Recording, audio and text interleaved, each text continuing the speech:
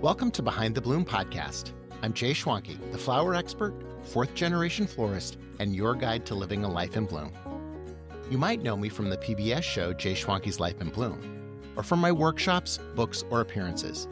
But here, on this podcast, we're getting even more personal. And I'm RJ Pohl, producer and co-host of the Behind the Bloom podcast. I've been a fan of Jay's for years, and I'm so thrilled to be joining him on this journey to dive deeper into Jay's life in bloom. And that's what this podcast is all about, digging deeper into life in bloom. Here, I'll be sharing not just tips and techniques for arranging flowers, but the stories behind the episodes of Life in Bloom, and stories from my flower life. Things I've never really had the chance to share on television.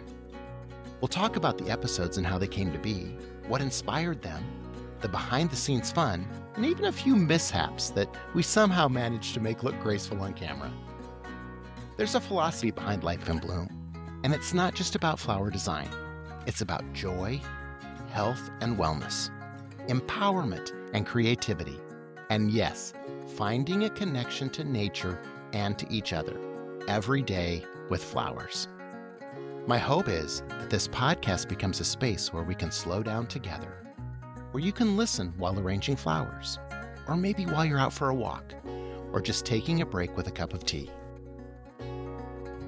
I want it to feel like a friendly visit with a special friend, where we both leave feeling a little lighter, a little more inspired, and maybe with a new idea to try. Thank you for joining me. I'm so glad you're here with us, Behind the Bloom.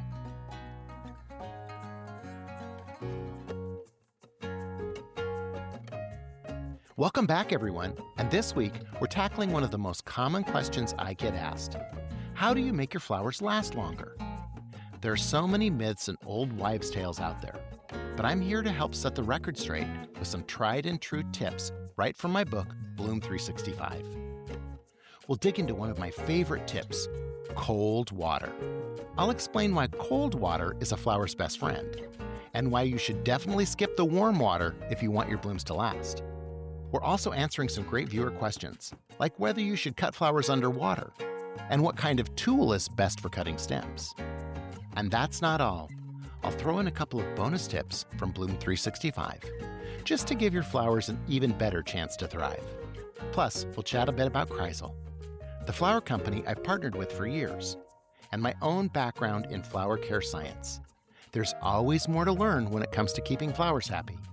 If you want even more guidance, be sure to check out my books, Bloom 365 and Fun with Flowers, my relaxing flower-inspired music CD, and the handy Flower Care 101 cards, all available on ubloom.com. You're going to love this episode. Let's go Behind the Bloom. All right, well, welcome back, everyone, to episode 3. Hey, Jay, how are you? I'm good. How about you? Doing really good. Awesome. Yeah. Anything new and exciting with you? Oh, it's summertime and the flowers are blooming, and I'm excited. The zinnias are in bloom, and I just love that the zinnias are in bloom. And I probably get 150 or 200 a week because I just love them, and they're in vases all around the house. But I just love zinnias. They're one of my favorite flowers. So yeah, It's zinnia season. So yeah, Cool. That's Yeah. exciting. yeah, exactly. Yeah. I just booked my honeymoon with my wife, so we're Oh. excited about that. Where We're are gonna you go. going? So we're going to Arizona. So we're going to go to a few different little towns in Arizona and kind of do a little road trip, and then end up in Sedona. But I had this kind of how fun. wonderful. Yeah, I had this kind of fun. She's a nature nerd like me and loves all kinds of exploring Uh-huh. stuff. And so I had this kind of fun thought, so a lot of times when we travel, because I'm a big birder, we always research different birds that are in the area, before we Correct. travel and try to Sure. see what we're going to find. And just through talking with you, I'm like, wow, I could probably research plants that are in Arizona too, or flowers, or I don't know, because we're going to do some hiking and stuff like that. So I'm like, There's amazing botanical gardens. And then, we've had a guest on our show called Sandy Luna, and she has Luna's Paper Designs in Tucson. And okay, she replicates cactus and cactus flowers in paper. oh, cool. It's Wow. and she is always out in the saguaro desert when the saguaro are going to bloom and stuff like that, and taking pictures as references to make things. And I'm trying to think. No, that was another. I was thinking if the Tucson zoo, but it's the the Palm Springs Zoo has a walk through Australia exhibit that has birds in it. Oh, really? And so Cool. nothing is caged. None of the Oh, kangaroos or the wallabies or the birds are caged, and you're in their environment. wow. And Oh, that sounds cool. yeah, that would be every bird I see now, RJ, I think of you. I think Oh, of awesome. birds of a feather. Let's talk about you. What's going on Oh, with you? you told me about the robin that you saw, the leucistic robin, and I Correct. was like, "Oh, I love that Jay's starting to think about birds now. I'm gonna start thinking more about flowers." This is like And this as we speak right now, hummingbird outside the window drinking out of the zinnia. See, Oh, that's synchronicity for us. yes, there we go. Yeah, it's just like happening right now. So, getting into the episode, one of the things I think we wanted to talk about was making flowers last longer. And this is from, one of the tips in your Bloom 365 book. You have a lot of tips in there. But you also talk about how there's many like old wives' tales out there as well, things that maybe It's are not true. true. So we talked about zinnias just for a second. I am a proud person, a proud flower ranger to tell you that my zinnias last 30 days in a vase in my house. Hmm. And I can have dahlias 14 to 16 days. And everybody thinks I'm crazy and that I'm lying. But I'm not, because it's about the way that you handle the flowers. And I think that that's so interesting. And some people, there are old wives' tales. There's, put an aspirin in your vase and that'll make your flowers last longer. Well, they think that because an aspirin for us dilates our vascular system. It kind of does for flowers, but it has a buffering agent in it. And that buffering agent gets stuck in the vascular system. So not a good idea. They say drop a penny in because that will make your flowers last longer. Well, because it was supposed to change the pH, but pennies aren't really made of copper anymore. And even if they were, it doesn't change it enough. Generally speaking, you need a 3.5 to 4.5 pH that would be ideal for flowers. That would be great. Soda, people want to put soda in. And I think they think it's because of the sugar, which flowers do need sugar to last longer and to bloom and stuff. But in most cases, it's the bactericide that's inside the soda that would help to prevent the soda from molding while it's in the can. So that's kind of odd, that you would do that. I've heard people say put vodka. I think it would be because the alcohol level maybe reduces the bacteria, but that still seems like a really horrible waste of good vodka. Okay.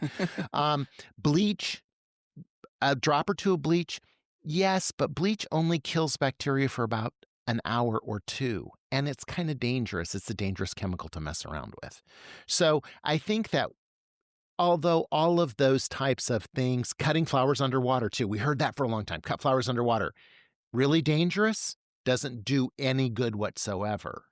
And then, it's like warm water, cold water, those types of things. So I felt like we should talk about those and help people learn a little bit more about what's going to make them last the most. And with Bloom 365, we have a whole section in that book about how to take care of your cut flowers. And so that's my award-winning book that's available at ubloom.com. There's 10 different covers you can choose from. So they're all the same book, but the covers are different when you go look at it on the website. But it has 365 tips for making flower arranging easier. I think that it's probably important for us to talk first about flower food. And I think that a flower nutrient, when you get that little packet of flowers, it's really good for your flowers because it's been scientifically developed to be the right mixture of items to make your flowers last longer.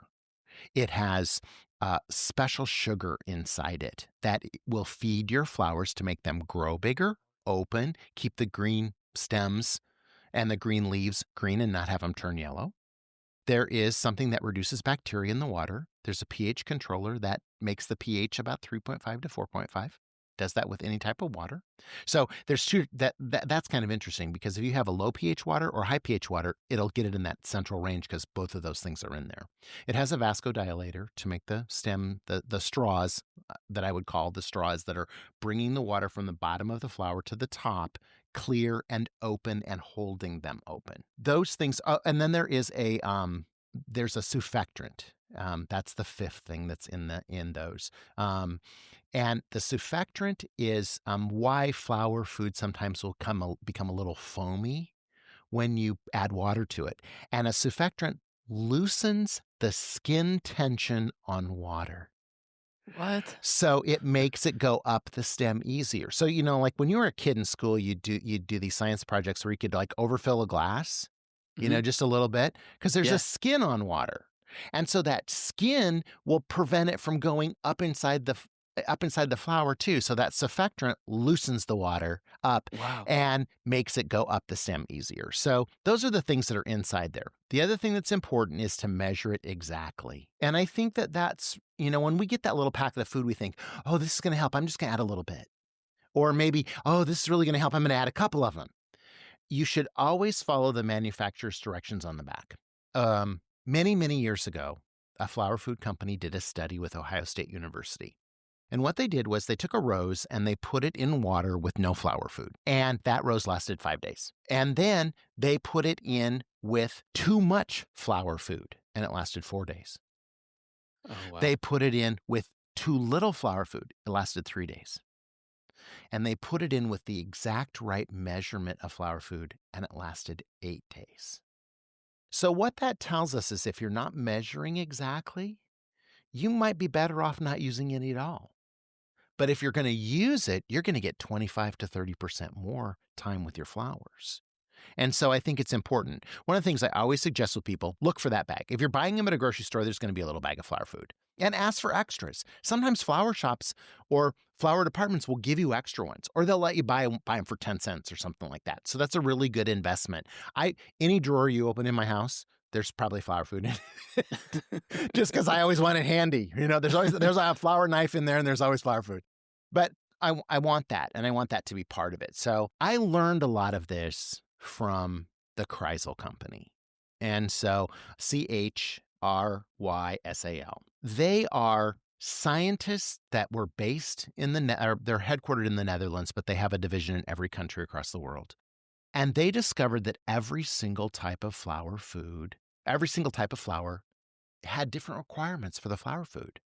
And so they make rose flower food, they make bulb food for flowers that grow from bulbs, they make ones for viburnum, they make ones for lilacs. They have all different kinds, but then they also make general ones. I prefer their Chrysal Professional 3. That is the one that I get. And you can order any of their flower foods on their website, chrysalflowerfood.com, Chrysal flowerfood.com. Type 3 professional number 3 flower food, and it comes in a liquid so you can squirt it. Liquids are better than powders. Just a side note. I mean, we get the powders in the sachets because it's very portable and easy to work with. But liquid is even better because liquid dissolves into water better. There's no agents that don't get dissolved. So it's better to use a pump than it is to stir, but neither here nor there, if you have the opportunity. But that one is specific about making your flowers last longer, keeping the color very vibrant and maybe even enhancing it, making the bloom size get bigger because of the flower food that's in there, making the fragrance increase for flowers that have fragrance. So it's a really huge investment. I have several friends, the Gomez's, who you've probably seen on my show. They're the people who coined the share your schwankies, or they call their arrangements schwankies because did you water the schwankies this week?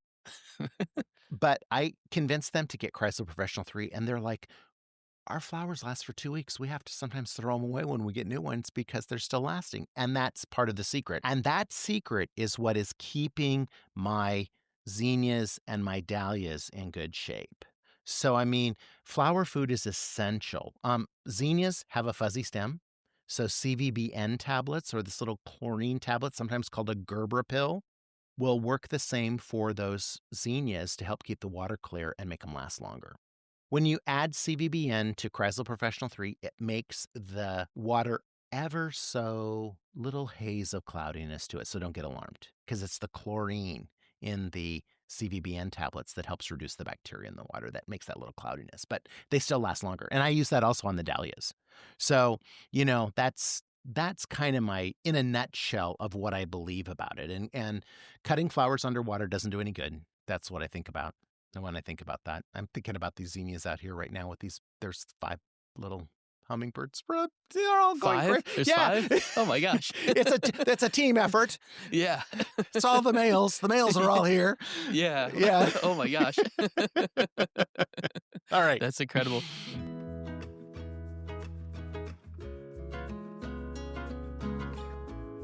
Support the joy of flowers. The Life in Bloom Foundation is a 501c3 nonprofit dedicated to flower education and inspiring a love of flowers in everyone. The foundation helps fund the production of Jay Schwanke's Life in Bloom on public television, making it possible for viewers across the country to enjoy the beauty and benefits of flowers. The foundation also provides free flower education to high schools, colleges, and floriculture programs through ubloom.com, helping students and future florists bloom in their own careers. Your donation in any amount makes a difference. Plus, all contributions are 100% tax deductible.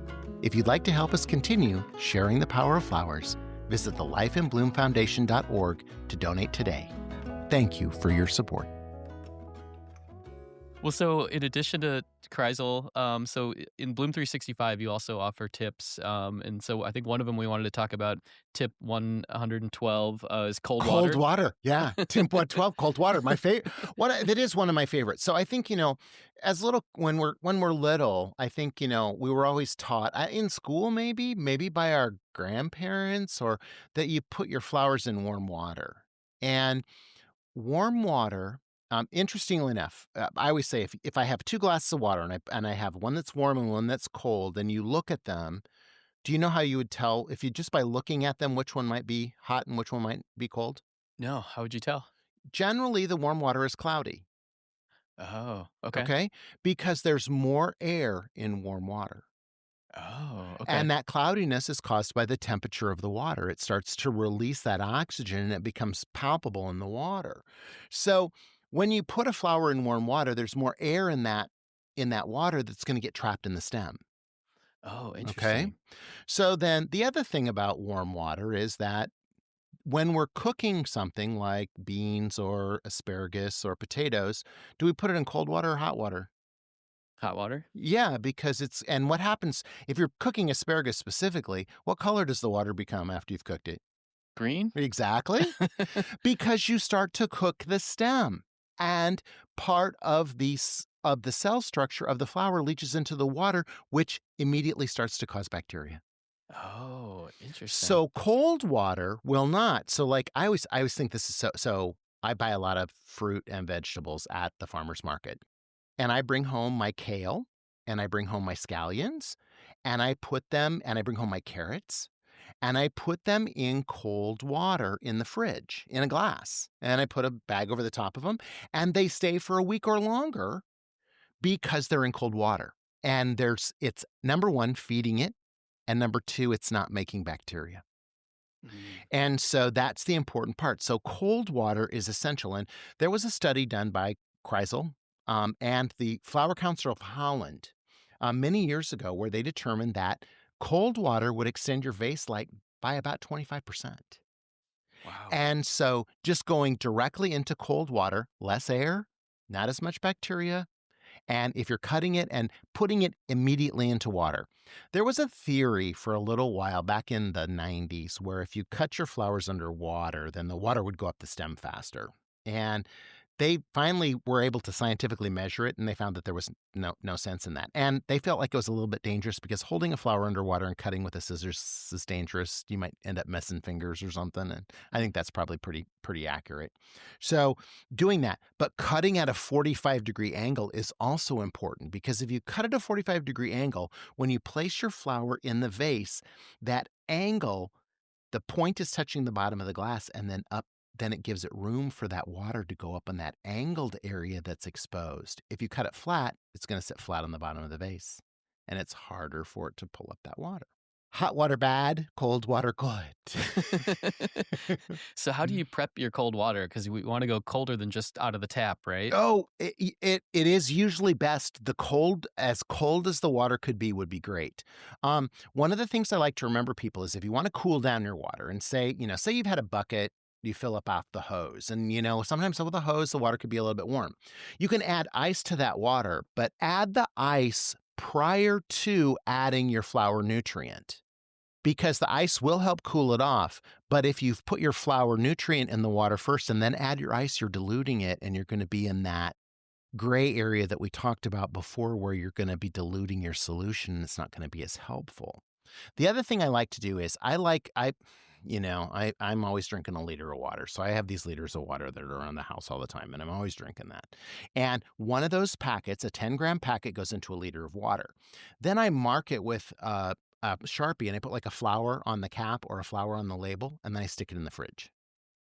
So then I've got it in the fridge for later on when I want. And so if I'm gonna I cut a rose in the garden, I come in the house, I grab my vase, I grab that cold water out of the fridge, fill up that vase, and put that rose immediately in that vase.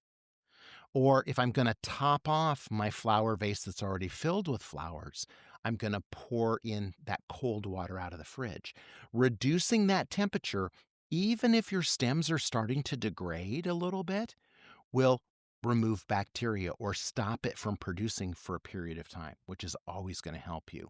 So if you come to my house, always check the labels of the bottles of water in the fridge. Not that it would hurt you, because I always joke with my friends at Chrysal. I was like, what if I drink it? And they were like, so they're Dutch and they're very fun. And they say, why would you want to?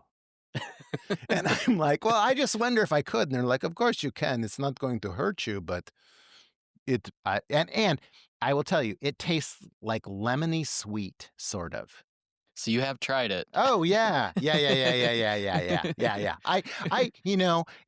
I will tell you that many times I've always said, if I can't put into me what I'm putting into my flowers, why would I want to do that? Oh yeah. And so, there's another product that they make that's called a anti-transpirant, which is amazing. And I love an anti-transpirant too, especially for like hydrangeas. Same anti-transpirant that you might spray on like holly bushes in your yard or something, but you spray that on after you've arranged your flowers and they're in the water where you want them to be. I spray it with that, coat them front and back with this anti-transpirant. As it dries, it creates a film that prevents it from evaporating water off its face. Well, I used to drink that on stage when I was doing professional florist, shows and things. And they would always just be like, and they were like, and I would always joke about it and say, well, that's why I look so good, because I'm drinking the Crown and Glory. But they would come and they would say, why are you drinking it? And I was like, was it going to hurt me? And they're like, well, no, but does it taste good? And I'm like, no, it doesn't taste good. It doesn't, sorry, but it doesn't going to hurt you. And there were people who said, oh, you can't put that on certain flowers. It will hurt them. And I was like, it's not going to hurt anything. It doesn't hurt me. It's not going to hurt them. And so there is no flower you can't put an anti-transparent on either. But so I would take it to the nth degree. But, I guess disruptor. Yes. Disruptor. Total Jay, disruptor move. The flower disruptor. All right. Yeah. So, yeah. Well, so there's two more tips I think we wanted to get into on this Sure. episode. So we've got tip 114, which is never soak flower blossoms underwater. Oh, my God. You see this all the time. And, it makes me crazy. Especially hydrangeas. Okay, hydrangeas will go down. And as I'm looking out my window right now, it is sunny. It's the middle of the afternoon. It's summertime. The sun is beating down on my hydrangea bush, and all those blooms are flagged. And I will come back, and it will be in the shade in another hour or two, and they'll all be back up.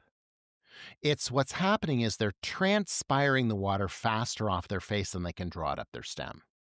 So if a hydrangea's in a vase in your home and it's wilting, it can't take water up its stem fast enough for what's happening. Now, you may want to check and make sure that there's not a ceiling fan running or something like that. But many people say inaccurately that you should take that flower and put it upside down in water. That's not solving any problem, because the problem's happening at the end of the stem. And so if your flower's upside down in water, you're just getting all that moisture into all those blooms. And so what you need to do is recut it and put it in cold water, again with flower food water, and it will revive itself. You could mist it with a little bit of water. That might be okay, but I still never put water on my flower faces. I will use an anti-transparent, but I will not mist them with water.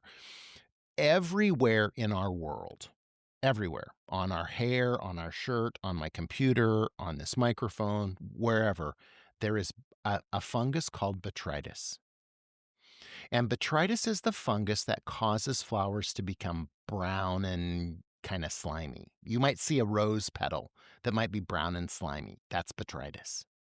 And it's on everything. It's everywhere. It's on everything. But it only activates once it gets wet with free water or free moisture.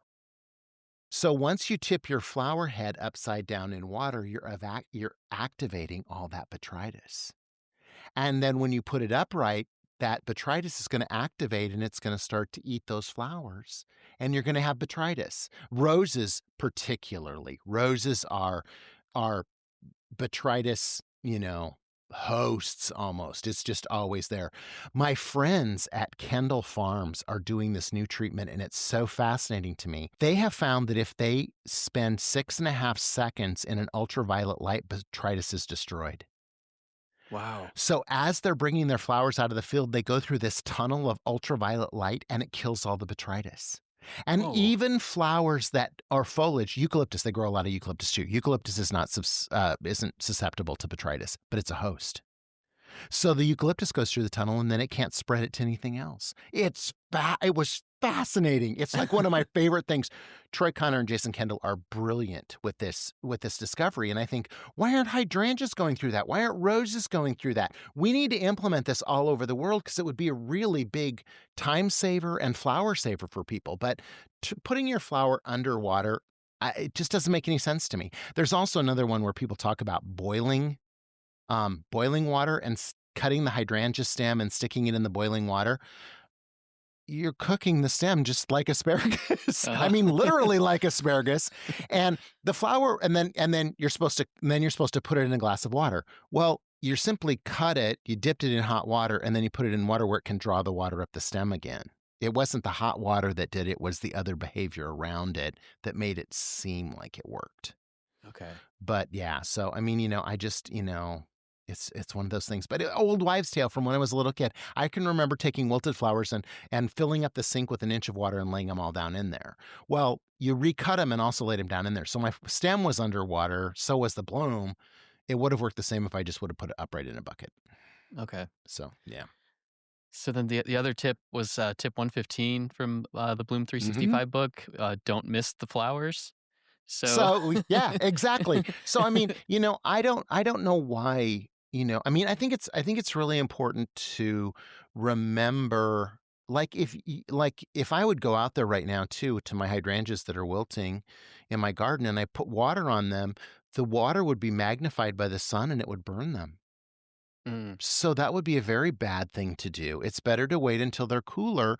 And it wasn't until an expert, a friend of mine, Natalie Carmoli, who works for Proven Winners, who lives here in Michigan, her and I were talking one day, and she said, when they're wilting at the heat of the day, don't worry about it. They're creating roots down below. Their roots down below the ground are searching for more water.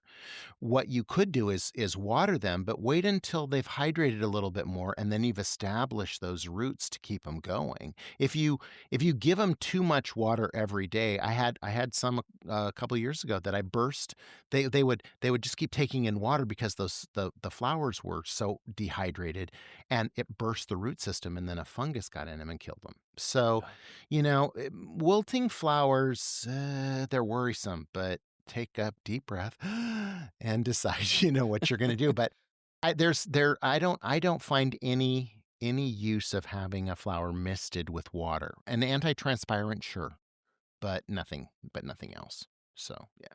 Well, that's great. That's kind of all the tips that we wanted to talk about today. But well, I mean, and all those tips are in the book. So, I mean, I think we also have a flower care card that I think is really super helpful for people. And it's available on our website too. And that flower care card, yep, there it is. Exactly. Yeah. And it tells you about the flower foods. It tells you how to use them. It's a really quick reference guide. I have people when you buy them, you get 2. And I always do that so that I have a special room in my house where I put up flowers. It's like a mud room, and that's where I put my flowers up. And I have 2 of those posted just so I can reference them.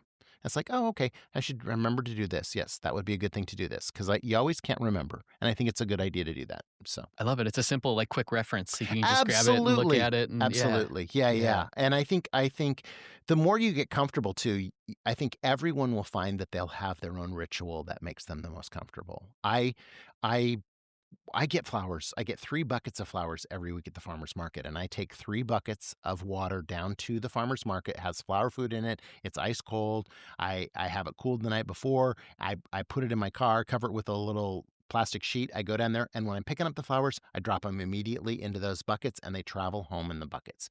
And then I let them set in a cool room, in a dark, cool room for about a whole day. And Sunday mornings is my time, 10 o'clock.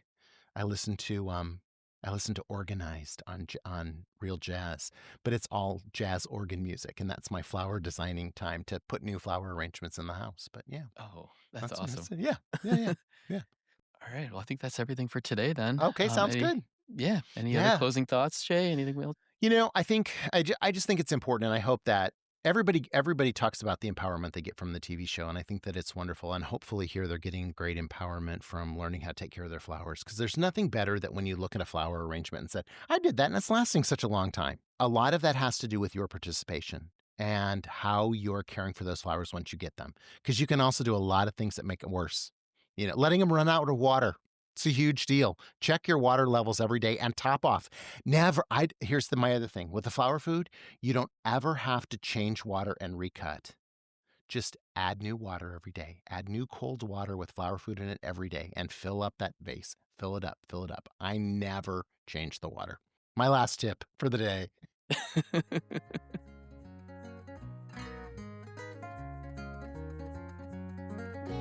Thanks for joining us this week on Behind the Bloom podcast with Jay Schwanke and RJ Pohl.